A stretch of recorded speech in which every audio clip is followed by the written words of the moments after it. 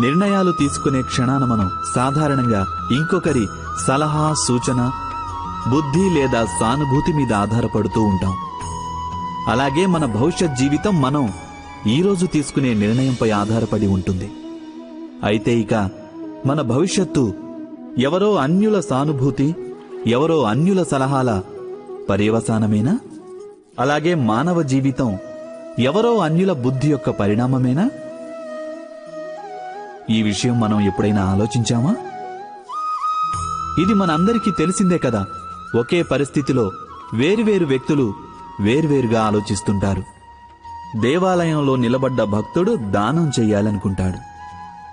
కానీ ఒక దొంగ అవకాశం దొరికితే దేవుడి నగలు దొంగిలించాలి అనుకుంటాడు. మనసులో ధర్మమున్నవారు ధర్మబద్ధమైన సలహా ఇస్తారు. ఇక మనసులో అధర్మం ఉన్నవారు అధర్మ మార్గం చూపిస్తారు. ధర్మబద్ధమైన సలహా స్వీకరించినప్పుడే మనిషికి సుఖశాంతులు లభిస్తాయి. కానీ ధర్మబద్ధమైన సలహాలు స్వీకరించి ఆచరించాలంటే ఏ వ్యక్తికైనా మనసులో ధర్మం ఉండాలి.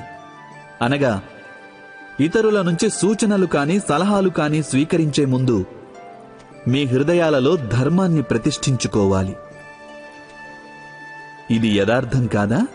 మీరే ఆలోచించండి.